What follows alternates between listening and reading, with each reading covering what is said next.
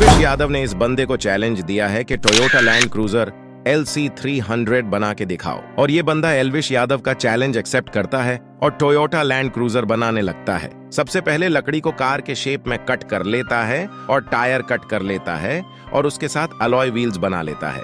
अब कार का base ready कर लेता है और चारों टायर और उसके साथ अलॉय व्हील्स फिट करता है, और अब कार का फ्रेम और चारों डोर्स को फिट करता है। ये वीडियो वही लाइक और सब्सक्राइब करें जो एल्विश यादव का सच्चा फैन। देखते हैं एल्विश यादव का कौन कौन सच्चा फैन है। अब कार का फाइनल लुक कैसा दिखता है। आप देख सकते हैं क्या जबरदस्त लैंड क्रूजर बनाए हैं।